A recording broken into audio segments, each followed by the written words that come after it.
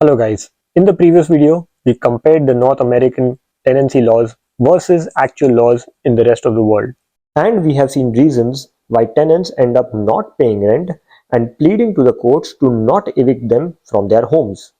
The conditions listed above seem to be fair, and the tenants should not be pushed out as it is a humanitarian crisis and they should be allowed to stay in the home without paying rent. But does this logic also apply to homeowners? Are homeowners pardoned from paying their mortgages for the exact same reasons for which tenants are pleading not to pay rent? In these cases, just because the tenants do not get punished does not mean no one gets punished. The owners do get punished as their mortgage payments are not excused, and in almost every case, the mortgage payment of an owner is dependent on the rent payment of a tenant. If homeowners are late in their mortgage payment, then interest is added on the amount which is overdue. An increase in the interest rate means a larger chunk of the money is now going towards paying the interest of the bank as compared to paying the principal. Tenures get stretched from 30 years to over 50 years. Consecutive late payments or refusal to make payments would mean the bank can take hold of the property and sell it to recover its money. Plea appeals have been made by homeowners for the exact same reasons for which tenants have pled for not paying rent, but in this case, the courts side with the banks and not with the homeowners. Most important point, not receiving rent from a tenant is not considered as a valid reason for not paying the mortgage. So now we must ask the logical question, why are homeowners not shown the same remorse and not shown the same empathy which is applied to tenants? It is clear from the above that the homeowners are sandwiched between tenants and banks, both of whom are favored over the owners by the laws. The homeowners are therefore at a higher risk of defaulting, especially if they have two houses, one on rent with the tenants and one in which they are living themselves. Let me make one thing clear.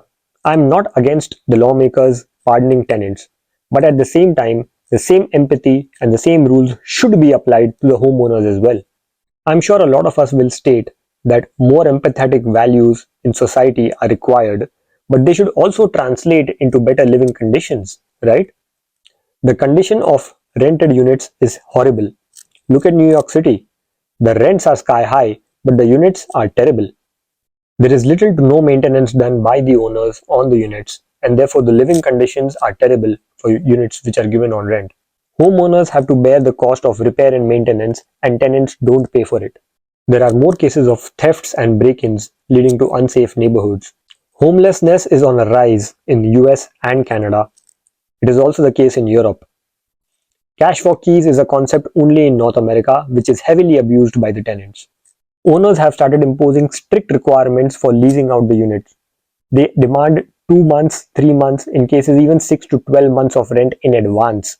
The above results are direct consequences of lawmakers not taking strict action against people who intentionally leave places damaged and don't pay their dues on time. Now let's look at the housing market for tenants in owner-favoring countries. Cases where tenants don't pay rent and continue to live in a house are rare.